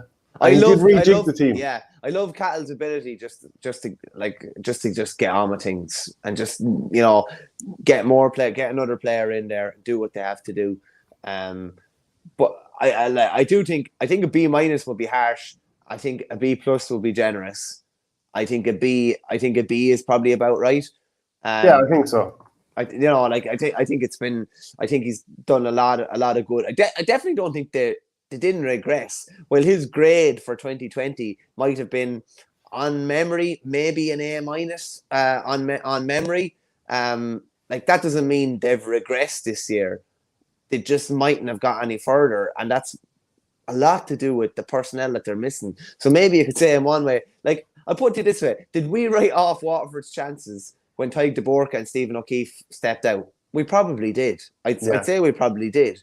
Some people are questioning how they played here. I mean, to me, in that All-Ireland semi-final, there was a real issue with just the players themselves and their basic skills breaking down the semi-final in ways that they shouldn't, like simple hand passes, and they were spilling them. And like, you know, a couple of things with Shane Bennett, who's a really good player, but you know, he's just making these strange mistakes. One time planting the feet around the middle of the field and getting blocked down and turned upside down. And but then the flip side is he's developed new goalkeepers. Not he hasn't developed them, but like he's blooded Billy Nolan and Sean O'Brien. They both did fine when I saw them playing. Obviously moving Shane Bennett to a new position, that was a qualified success. Patrick Kern, we saw a bit more of him this year. Peter Hogan, he developed. So players developed, but I would question if they're any closer to Limerick. And then from that point of view, you would have to be concerned and think maybe that takes a little bit off their rating. He's got Austin Gleeson playing consistently as well, which you'd probably have to say that no other manager has done over a consistent period of time. Like he's had two really solid championships with Waterford the last 2 years. I don't think that happened. Like I think he was very good in 2016. He was all right in 2017. But he has got him playing to a high level again. And a good point there from Flash, the free taking in that first quarter. Totally, yeah. It killed him. Totally, I mean, Liam Cahill isn't taking the frees and Stephen Bennett normally nails them. So I think I think they'll know as well. I think he'll surely have learned that they can't take on Limerick physically like they did in that first quarter. Like they were spent after the first quarter in many ways. Were they, or were they spent because they kept missing chances? Maybe, and maybe you throw how many weeks in a row they played into the mix as well. Then maybe too. Yeah. But I think B is fair. I think a B is fair. A B is fair. Then Davy Fitz, that's the final one, and I'm sure there'll be plenty of comments flying in for this because they always do when it comes to Davy Fitz. We'll go through the league. Obviously, they were on the weaker side of the league. I saw them lose by. They lost. Well, they were down by 14 points against Kilkenny in the league, and they're absolutely cat that day. But we're kind of dismissing the league to some degree here. They still did win 3 and draw 1, so they weren't that far off in the league. Hammered Laois took Kilkenny to extra time and got blown away in extra time, eventually losing that by 8 points. Then bringing on some of the same players again as well. Bringing back on lads that were cramped, yeah. And I mean that counted massively against John Myler's chances against Limerick in 2018, and obviously, you know, it has to be something we factor in here. And then losing to Clare in Thurles in that qualifier game, and it was, you know, they went so far behind early on. They were often playing with nobody. It seemed like nobody inside the 45 of their own attacking half of the field. Really disjointed performance. You were kind of came away wondering, all this talk of like 2 and 3 different formations during the game, and you're wondering, well, what is actually the plan here? So it's hard to be too complimentary of it given the season that it was overall. Yeah, one complimentary thing I would say is that, but it wasn't as bad as last year. It definitely wasn't as bad as last year. I can't remember what grade he got last year. I think it might have been an F. I can't remember. I don't think it's quite down on that territory, but like, yeah, they could have beaten Kilkenny. They didn't. They were totally found out in extra time, we would say. And the game against Clare, it wasn't all but over after 20 minutes, but they were totally chasing the game after 20 minutes, and they were never able to get close enough to them. I think it was 6 points in the wind-up, but they were never able to get really close to them. It was actually 3. Was it 3 at full time? 3, yeah. 225 to 222 against Clare. I think I must have got a goal near the very end. I can't remember that game as well as I should. But I think you're looking at a D probably, are you? I think you are, yeah. And it was just the manner of how they played at times. It was just, and like I didn't even like watching them this year. No. So they were good against Kilkenny, and they made a good comeback against Clare. So you have to give them sort of positives for that. So I think it's around the D territory, yeah. there's a lot of bad ratings this year. We got a bad class this year. Yeah, and we're going to have to blame John Kiley for a lot of that. Well, that's true. Well, it's like if you're in a class, and just say it's honours maths, and you have this one student who is an absolute genius. A swat. Yeah, an absolute genius. And then you have maybe a few messers, and, that's kind of the way it is. And you have one person who's this far ahead, so far ahead of everyone. What are we looking at? A plus, next best, a B. Yeah. Liam Catton next best with a B. No one even remotely close. And to be fair, that's fairly accurate on what we saw this year. Yeah. So we're sticking with a D then, a flat D, is it? Flat D, I think. Yeah, flat D. Fair enough. Now we're going to quickly talk about who's the best number 6 to wear, or the best player in the history of the GA to wear number 6. I threw it out on Twitter the other day, and as ever, people have flown in with the comments here. Seanie McMahon is one that's mentioned an awful lot here. John Keane mentioned, Kieran Carey, Brian Corcoran, Seanie McMahon again, Bobby Ryan from Tip, my own town of Borrisoleigh there, Kieran Carey again, Keady, Corcoran, Stephen O'Brien in football, Ken McGrath, Carol Mulligan, Rebecca Sheehan, Tony Keady. What do you think? Who are you leaning towards when you think of best number 6s? Yeah. And let's not name someone who's normally number 5 and we've seen him in 6. I saw Brian Whelan mentioned there. I'd say he played about 4 or 5 games. I'd say he played 4 or 5 games for Offaly centre back, but he was always 5. Seanie McMahon would have been the one that would have stood out to me. It's funny, a lot of it is when you're growing. I think you remember a lot of, like, when you're growing up. Who do you remember when you were growing up, really? And I just remember him dominating games. I remember him hitting the freeze and the high stance with the hurl. The hurl was always up around the neck, and it was when 65s were hard to score. I think he scored 4 of them in the 95 All-Ireland. And he was just a real dominant force. And then on the flip of that, the 2 guys that played around the exact same time, obviously you remember Kieran Carey's point that he got when he had 6 on his back. And you remember just how dominant he could be in a game and how much of a live wire he was as well. The 6s, I'd say, you're going to fondly remember are the real old-style 6s, real dominant centre-backs. When the ball, in hurling anyhow, when the ball was poked down on top of them, and this fella would just come out of a cloud of hurls with the ball and burst out. Brian Corcoran would remember fondly in that breath too, even though he's probably only there for a couple of years with Cork, having spread his time between wasn't he hurler of the year at cornerback in 1992. Yeah. Then he ended up out at centre back, and then he came back at full forward, but. Probably be Seanie Mac for me, I'd say. What about yourself? Yeah, I'm leaning that direction too. 10.97 says Sean McMahon. 99 points for Clare when scores were much harder to come by. First 3 points of his first All-Ireland at 22, 1 from play, first man of the match. And then Joe Murakartik says, has there ever been a better centre-back in the world, in quotation marks, said Mihailo Murakartik in commentary back in the day in extolling the virtues of Seanie McMahon. And there is plenty of Seanie McMahon love there. So I think, and there's actually an interview with Seanie McMahon that Jared Brown did before, so you can check that out in the playlist. Are we going to go with Seanie McMahon? Yeah, I think so. Just on that, like you said, I love the way when someone says Ken, that we all know who. I just, that's the sign of how much of a legend someone is that when you say Ken, that you know Ken McGrath and more than Tommy or Henry. I go with Seanie McMahon from Andrew Sullivan comes in there with Pat Delaney. That's obviously that iconic Offaly centre back who started the move for the Johnny Flaherty goal in 1981. From a football point of view, great centre backs. Kieran McGeeney would probably be someone that stands out. Again, it's when you're growing up. I remember in Carty Bookmakers in Borough, I had €3 at 7-1 on Armagh to win the All-Ireland at the All-Ireland quarter-final stage. And I remember following their progress and thinking that £24 or €24, whatever it was at the time, was the biggest sum of money that I'd ever get my hands on. But he would have probably stood out back then. He probably would have stood out for me as a football and centre back. Interestingly, like probably not too many people would say Keane O'Sullivan, but he won an awful lot of All-Irelands at centre back for Dublin. So, and you wouldn't just roundly dismiss him, but a lot of people would say, well, maybe he was spare man an awful lot of the time, but you can't just ignore his role. Seamus, I suppose Seamus Moynihan's more of a fullback. Would you look at him more there? Yeah, the thing with Moynihan was you would have loved to see him playing centre back for Kerry every day, but a lot of the time they weren't able to afford to play him there. because of deficiencies they might have had in the full back line. And he was a brilliant fullback and a marauding kind of fullback when he could be as well. I would have loved to see him playing centre back an awful lot more. Geez, Graham Canty was a good joke. Graham Canty was in fairness. Carl Lacey. Big fan. Maybe not quite long enough. Do you know who I loved actually? And it's a bit left field. Is Tom Kelly that used to play with Laois.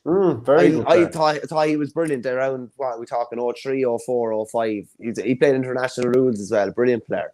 Yeah. There's an awful lot of players we could pick from there, but I think if you stumbled on a good one there by saying Geezer, he was a very he was an absolutely top player. So yeah, let's stick with him for now. Shawnee McMahon, Tony Keady, Henderson for Kilkenny, Kieran Carey, Ronan Curran, Ken McGrath. Centre back has changed so much since the last decade. Not as important as it used to be, but still vital. And I saw one lad saying Declan Hannon winning 3 All-Irelands at centre back.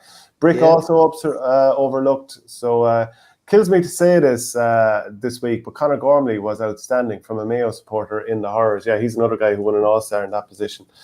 So we'll move on because we'll be touching on different positions every single week. But the Wexford County Final is on this weekend. It's going to be the Rapparees against St. Anne's. And actually, Rapparees Starlights, what a name for a club. And I did a piece on this before. And I'll just read out the explanation I had for it after doing a bit of research. When Starlights was formed almost 100 years ago, the football club went on to win numerous titles, but no one knows precisely where the original name came from. Then in 1971, they joined with hurling club Rapparees, who had been named after the fighter who apparently were tenants of the town in the early 20th century. When they amalgamated, so did their club names. So Rapparees against St. Anne's? Yeah, fairly novel final anyway. I think the Raps haven't won it since 2000 or 2001, and St. Anne's haven't won it in many a generation.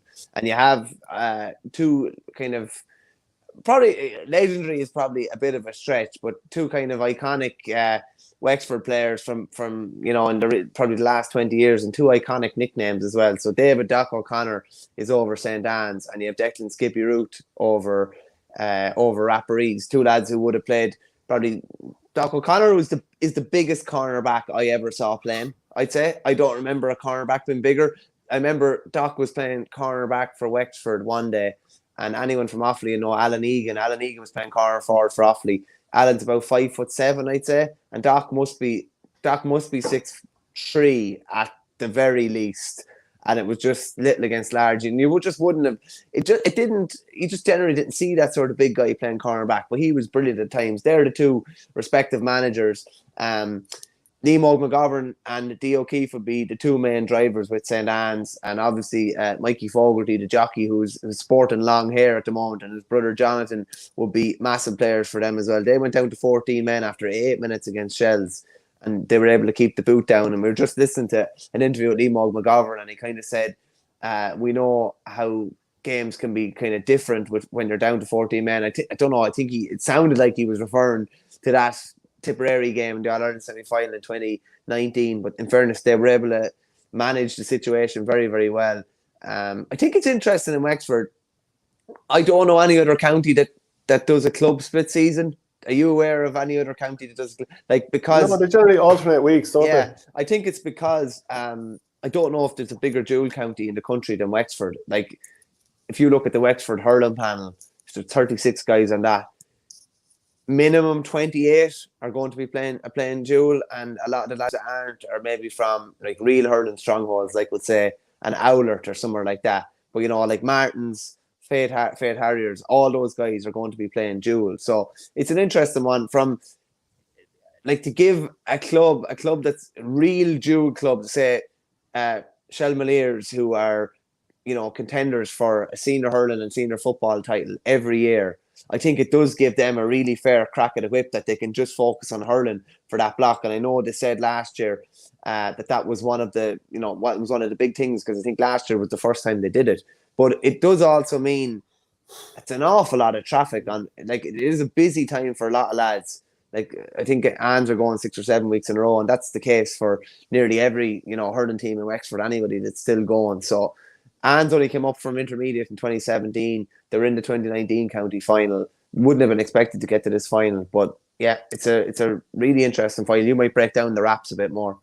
Yeah, I mean, I was watching some of their headlines or some of their performances last weekend. Like Kevin Foley, he's obviously a key player for them as well, and He scored a great penalty last week. And yeah, off the top of my head, I'm actually forgetting some of the other details. But that will be a very good game. We'll move on to Kilkenny. I'm down at that on Sunday, actually, so I'm looking forward to it. And as I said to you before, the fact that they played their county final miles before everyone else means that it gets way more exposure as well, because people are only looking. It's gone quiet now, and people are only looking for something to cover. So I'm sure the Wexford coverage will feature heavily Monday morning.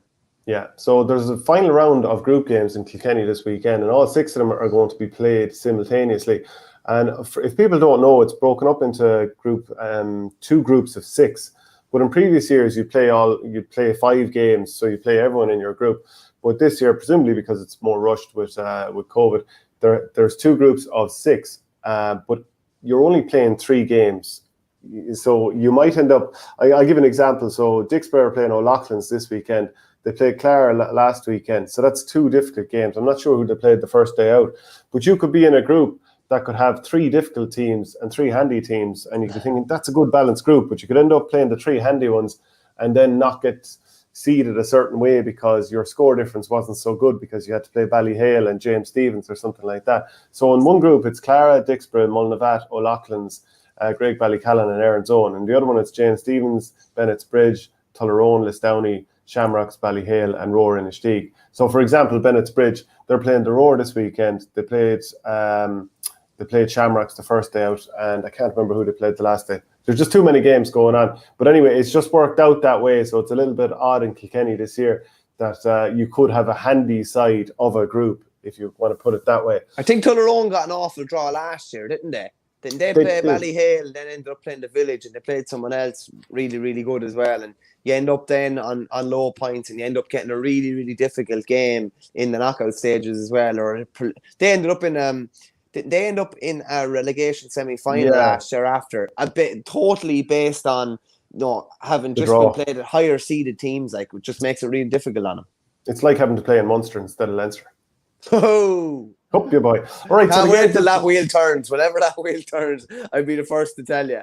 Sure, when has it ever turned? When has it ever turned? Maybe during the 90s for a while, I suppose.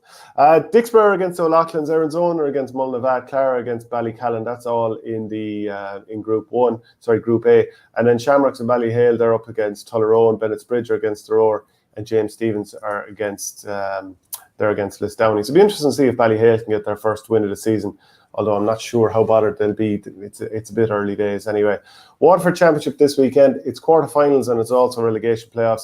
So just to quickly run over the relegation playoffs, Ballyduff are against Clonea, Ballysaggart are against De La Salle. I mean, De La Salle will be fairly shocked that they're in this stage, haven't been in the county final just a couple of years ago. Quarterfinals, Dungarvan are against Abbeyside, Ballygunner against 4 Mile Water, Passage against Mount Sion, and Lismore are against Rowan Moore. So Dungarvan, they put up 127 to Mount Sion's 120 or to 24 points the last day. The Currans are on fire. Patrick Curran hit 11 points the last day out, and Colum hit 5 from play. So they're flying at 2 wins from 2, and they're up against the local rivals Abbeyside. And Abbeyside, they beat Ballyduff Upper 321 to 9 points. Jamie Barron actually scored 7 from play the last day out against Tallow. 19 points to 13. That's not bad going, getting more than a third of the scores off from play. Tallow's season is done. They're not relegated. They're not through. But Ballygunner will do what Ballygunner do, isn't it, really?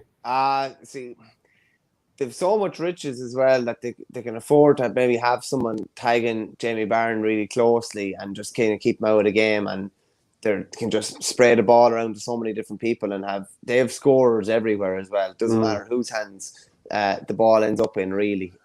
Just thinking there, Waterford are obviously doing a bit of a split season as well. That their football doesn't seem to be ongoing at the moment. Their football is traditionally played quite late, I suppose. So it definitely looks like they're doing a split season there as well.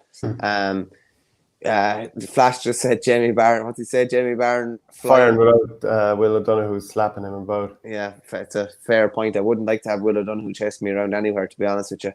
Then you have Lismore against Rowan Moore.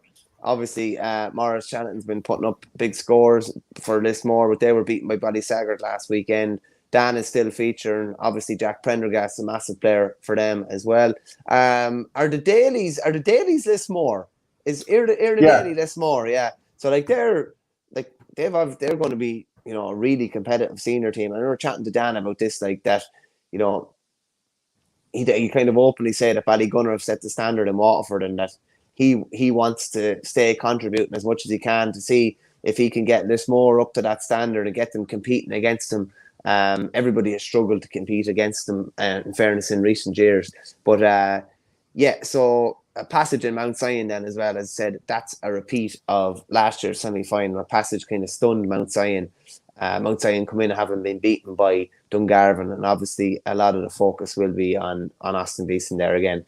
You're looking at Nolly Connor is probably one of the main men for Passage, and then you're looking at Austin Gleeson will be definitely the main man for Mount Sion.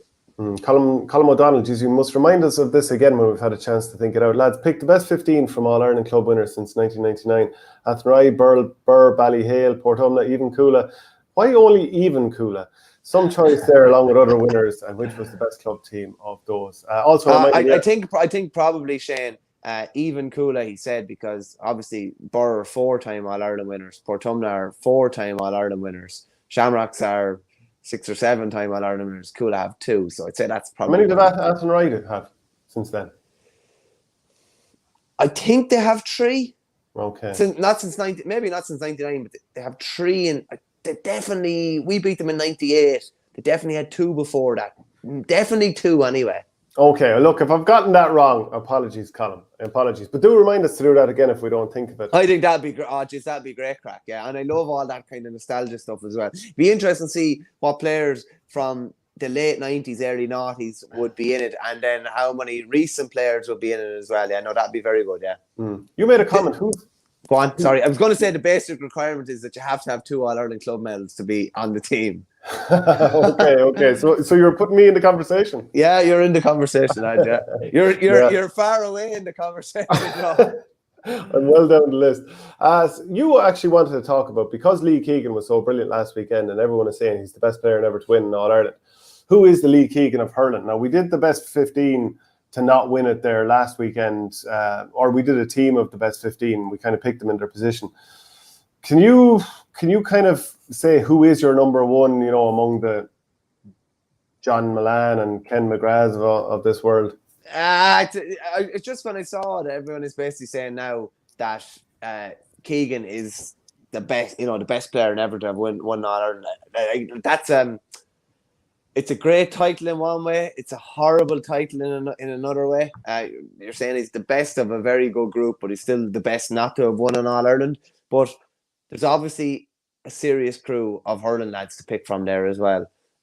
From the team that we picked, obviously, if you want to go a little further back, you can put Kieran Carey and Gary Kirby into the conversation. But like, some people would have said that Patrick Horgan is, the best. And I was kind of thinking about this the other day, and like, all those Waterford lads are unbelievable players.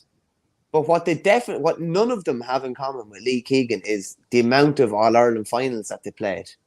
In fairness, like, Keegan has been brilliant in All-Ireland finals. He stood up on the day when he was needed most, and particularly when things were going wrong. Whereas Waterford got to an All-Ireland once, and I'm not having a pop at any of these lads. They're some of the best players that ever played. But Keegan is totally separate from them in that respect. Like, he has been so close, and with due respect to the Waterford lads, they haven't been close. And even Patrick Horgan, fairness, he was close in 13, but he wasn't. They weren't close this year either. That's why even someone like, maybe I'd be putting Kieran Carey higher up the conversation, because they were there in 1994. They had it within their fingertips, and they were very close again in 1996. Just interesting what your opinion is on that. Maybe someone who has played in a lot of All-Ireland finals and lost them has more credit in the bank than someone that hasn't. Yeah, and that Limerick generation, like Carey, Kirby, players like that. I'm just even trying to scroll through apologies, recent times to see who might be in that conversation. Like, Horgan he's up there. He'd struck the winning point in an All-Ireland final against Clare until, obviously that late puck out, and Clare were able to go again. And so, but he has only played in a couple of All-Ireland finals. So you're wondering, compared with, well, then again, those Limerick lads, they played in 2 All-Ireland finals, and that's where they came up short. For the Waterford guys, maybe someone like Kevin Moran, he's now played in All-Ireland finals in 2008, 2017, and 2021. A couple of questions or comments coming in here. Ozzy Gleeson will be up there in the next few years if Waterford don't win one under Cahill. I was just saying, Michael, that Kevin Moran has actually played in 3 of them, which is probably more than any other Waterford player. Yeah, that's mad when you think about it like that, in fairness. They were close, close-ish in 17. Ironically, his point chance in 17 to put them, would that put them 2 up? I think it was 2. Yeah, 2 up. Yeah.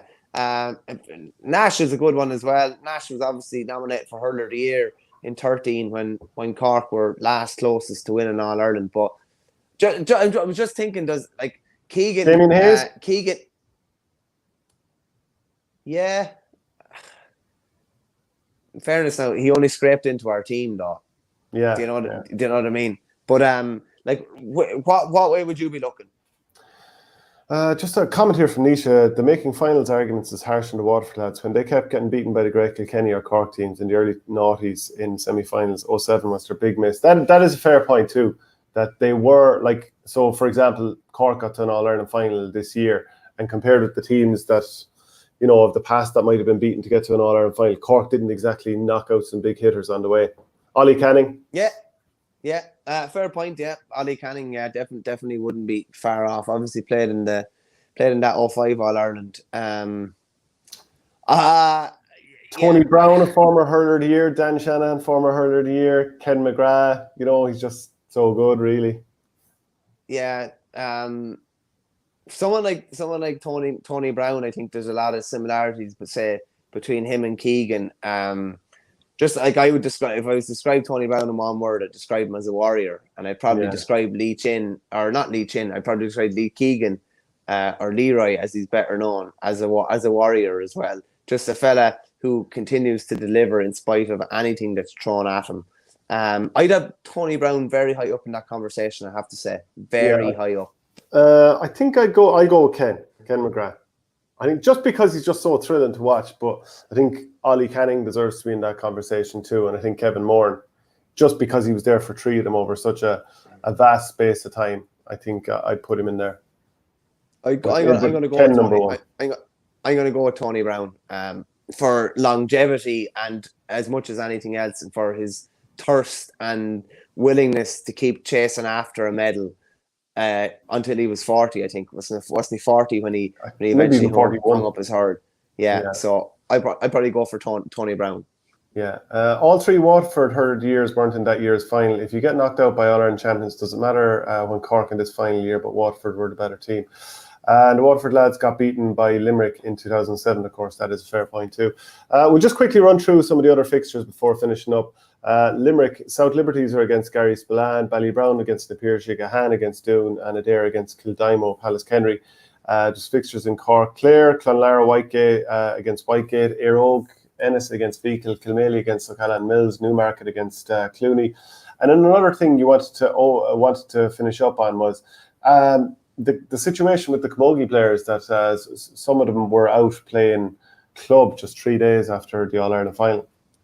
Yeah, I'm not sure exactly how many, but Aisling Thompson definitely was, because Milford were down to play Sarsfields in the Cork Camogie Championship last night, Wednesday night, 3 days after Cork lost the All-Ireland Camogie final. And I just can't get my head around that, to be honest with you.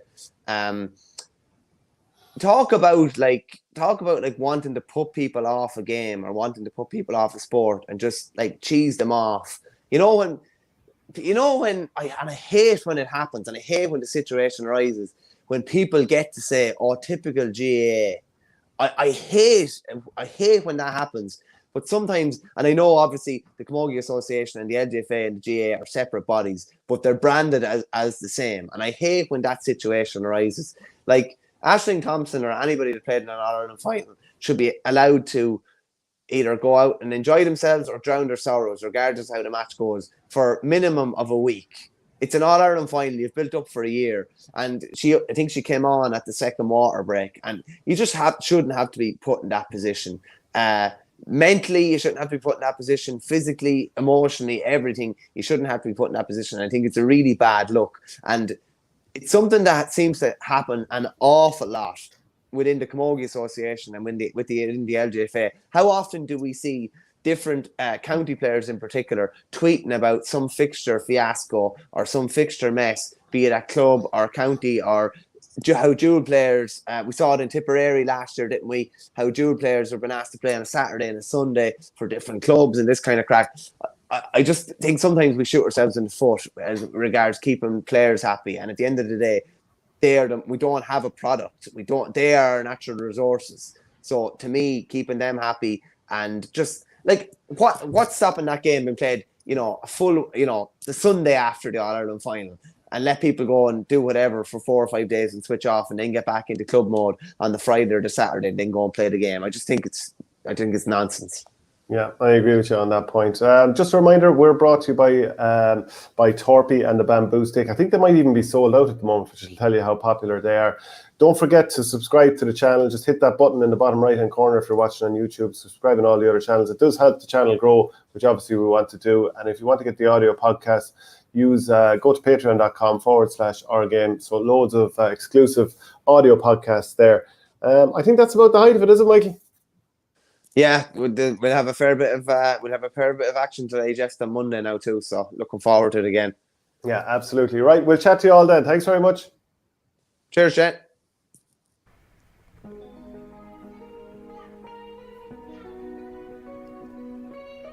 The Hurling Show, brought to you in association with Torpy. Torpy are leading hurling into a new future with Bamboo, a revolutionary hurley created using their unique engineered hurling performance know-how. Already being used by many county players, Torpy's Bamboo is highly sustainable, offers players greater striking distance and a more consistent balance every time, without compromising on natural feel. Check them out on the Torpy website and in the link below, and enter the promo code OurGame to get yourself 10% off.